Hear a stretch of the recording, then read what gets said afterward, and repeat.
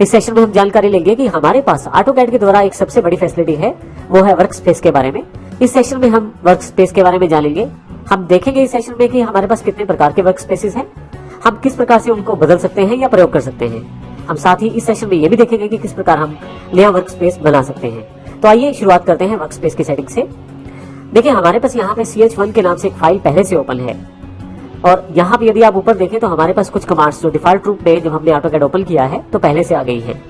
AutoCAD हमें पूरी तरह से स्वतंत्रता देता है कि हम इन सभी सेटिंग्स को कस्टमाइज कर पाएं, चाहे वो टैब्स हैं अर्थात होम, इंसर्ट इत्यादि, चाहे वो पैनल्स हैं जैसे ड्रॉ इत्यादि, और चाहे वो कमांड्स हैं। हम पूरी तरह से स्वतंत्र हैं इन सभी टैब्स, पैनल्स और कमांड्स को कस्टमाइज करने में। इसी तरह से हम कस्टमाइज कर सकते हैं अपने वर्क स्पेस को भी। सबसे पहले बात करते हैं वर्क स्पेस होता क्या है। आपके पास जो सेटिंग्स आप जिसमें कार्य कर रहे हैं, ये सेटिंग्स अलग अलग तरीके से अलग अलग जगह प्रयोग की जाती है। जैसे इस वक्त मैं 2D ड्राइंग्स कर रहा हूँ, तो ये सारी की सारी कमांड्स 2D से रिलेटेड है, और यदि मैं 3D मॉडलिंग में या 3D बेसिक्स में काम करना चाहता हूँ तो उसके लिए मुझे वर्क स्पेस चेंज करना पड़ेगा, क्योंकि 3D में जाकर ये कमांड्स मेरे पास अवेलेबल नहीं हो पाएंगी, वहां मुझे अलग कमांड्स चाहिए। तो आइए सबसे पहले देखते हैं किस प्रकार हम अपना वर्क स्पेस चेंज कर सकते हैं। वर्क स्पेस को चेंज करने के लिए हमारे पास नीचे की तरफ स्टेटस बार में यहाँ पे एक गियर आइकन दिया गया है, जिसके साथ एक छोटा सा बटन है। जब आप इस पे क्लिक करते हैं तो आपके पास काफी सारे ऑप्शंस ओपन हो जाते हैं।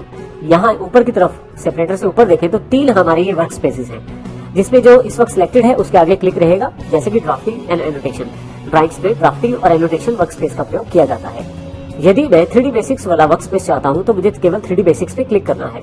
जैसे ही 3D बेसिक्स पे क्लिक करता हूँ, मेरे पास यहाँ ऊपर की तरफ देखेंगे आप, होम में क्रिएट का पैनल जुड़ गया है और उसमें कमांड्स जो है बदल गई है। इसी प्रकार से एडिट पैनल जुड़ गया है, जिसमें अलग से कमांड है 3D के लिए, फिर ड्रॉ, मॉडिफाई, और ये केवल एक टैब के लिए नहीं, बहुत सारी टैब्स में बहुत कुछ बदला है हमारे पास यहाँ पे अकॉर्डिंग टू वर्क स्पेस। इसी तरह से यदि मैं यहाँ पे दोबारा जाता हूँ 3D मॉडलिंग वाले वर्क स्पेस को क्लिक कर लेता हूँ, तो आप देखेंगे उसकी सेटिंग्स के अकॉर्डिंग बहुत सारी चीजें फिर से यहाँ बदल गई है। तो इस प्रकार हम अलग अलग वर्क स्पेसेस में आसानी से काम कर सकते हैं, अलग अलग कमांड्स के अकॉर्डिंग या अलग अलग रिक्वायरमेंट के अकॉर्डिंग। जैसे कि हमने पहले भी जानकारी ली है कि हम 2D में जब काम करते हैं 2 डायमेंशनल ड्राइंग्स में, तो ड्राफ्टिंग एंड एनोटेशन वाला वर्क स्पेस हमें चाहिए, परंतु जैसे ही हम 3D वाला कार्य शुरू करते हैं तो 3D बेसिक्स या 3D मॉडलिंग में हम लोग स्विच कर सकते हैं। आपके चुने हुए वर्क स्पेस के अनुसार ही यहाँ पे टैब्स में पैनल्स दिखाए जाएंगे और उसी के अकॉर्डिंग कमांड्स दिखाई जाएंगी। यहाँ यदि आपके पास स्टेटस बार में अगर किसी कारण से यहाँ पे वर्क स्पेस स्विचिंग का बटन नहीं आ पा रहा, तो उसको और लाने के लिए आप कस्टमाइज पर जाएं। यहाँ सबसे लास्ट में स्टेटस बार पे कस्टमाइज का बटन है, मैं इस पे क्लिक कर देता हूँ। यहाँ नीचे की तरफ आपके पास वर्क स्पेस स्विचिंग के नाम से बटन है जो ऑलरेडी चेक है। अगर मैं इसे अनचेक करता हूँ तो आप देखेंगे यहाँ से गियर आइकन जो है वो गायब हो गया है। दोबारा क्लिक करता हूँ तो ये फिर से आ गया है। तो इस प्रकार यदि किसी कारण से आपके पास नहीं आ पा रहा ये, तो आप इसको आसानी से कस्टमाइज में जाकर प्राप्त कर सकते हैं। आइए अब बात करते हैं हम किस प्रकार अपना कस्टमाइज वर्क स्पेस बना सकते हैं।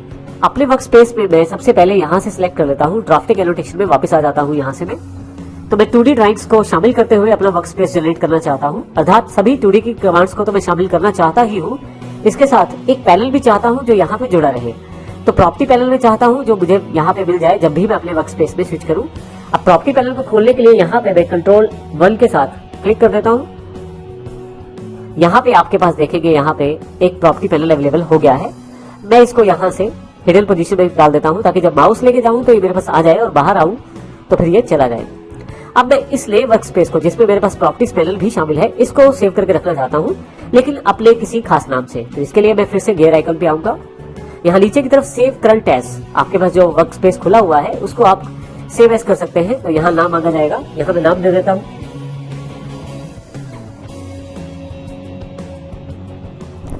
मैं इसको माई वर्क स्पेस का नाम दे देता हूँ और उसे सेव कर लेता हूँ।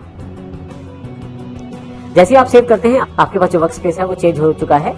मैं यहाँ यदि क्लिक करूँ तो आप देखेंगे अब की बार क्लिक जो है वो इस माई वर्क स्पेस के सामने आ रहा है। मेरे पास जितने भी वर्क स्पेसेस यहाँ पे आए हैं, जिनमें से मेरा भी अपना बनाया हुआ एक कस्टमाइज वर्क स्पेस है, मैं इन सबकी ऑर्डरिंग भी सेट कर सकता हूँ। इसके लिए मुझे केवल यहाँ पे वर्क स्पेस सेटिंग्स पे जाना है और यहाँ से जिस वर्क स्पेस को मैं ऊपर लाना चाहता हूँ उसे मूव अप करके ऊपर ला सकता हूँ।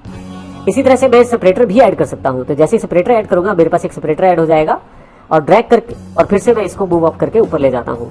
अब मैं यहाँ पे ओके कर देता हूँ। फिर से जाकर मैं देखता हूँ मेरे पास यहाँ अभी आप देखें तो माई वर्क स्पेस जो है सेपरेटर से ऊपर आ रहा है, जो मैंने इसलिए लगाया है ताकि मुझे पता लग जाए कि मेरे user defined customise work spaces जो है वो ऊपर की तरफ है। इस तरह से यदि मैं इस वर्क स्पेस को डिलीट करना चाहूँ तो वो भी कर सकता हूँ। उसके लिए मुझे कस्टमाइज पे जाना है। कस्टमाइज पे आपके पास एक एडवांस सा पैनल खुलेगा जो कि कस्टमाइज यूजर इंटरफेस बॉक्स है। इसमें काफी सारे सेक्शन है। एडवांस सेक्शन में हम इसकी जानकारी अवश्य लेंगे, लेकिन अभी हम बात जानकारी लेते हैं कि जो हमारा वर्क स्पेस है उसमें क्या क्या चीजें शामिल हैं और उसको किस प्रकार से आप डिलीट कर सकते हैं। तो माई वर्क स्पेस पे जब आप क्लिक करते हैं तो यहाँ राइट हैंड साइड पे अगर आप देखें तो आपके पास यहाँ पे जो चीजें हैं ये आपके कस्टमाइज वर्क स्पेस में शामिल हैं। अब मान लीजिए इस वर्क स्पेस को मैं नहीं चाहता हूँ तो मैं यहाँ राइट क्लिक करूंगा और डिलीट कर दूंगा इसे में, और फाइनली यहाँ पे पूछा जाएगा क्या आप इसको डिलीट करना चाहते हैं। कंफर्मेशन मैसेज है, यस कर देता हूँ यहाँ से मैं, और फाइनली यहाँ से अप्लाई करके ओके कर देता हूँ। अब देखेंगे मैंने अपना जो वर्क स्पेस डिफाइन किया हुआ है वो भी डिलीट कर दिया है। अब क्योंकि मैंने अपना वर्क स्पेस डिलीट कर दिया है तो आपके पास ऐसी ही कुछ समस्या आ सकती है जिसमें रिबन जो है वो यहाँ पे लोड ना हो पाए। ऐसी स्थिति में फिर से आप वर्क स्पेस सेटिंग्स पे जाएं और फिर से यहाँ देखें अब की बार माई वर्क स्पेस नहीं आ रहा। ड्राफ्टिंग एनोटेशन को मैं सिलेक्ट कर लेता हूँ तो मेरे पास फिर से सारे के सारे जो बेसिक टैब्स और पैनल्स हैं सब वापस आ गए हैं। इस प्रकार आप ऑटोकैड में कस्टमाइज वर्क स्पेसेस बना भी सकते हैं और हटा भी सकते हैं।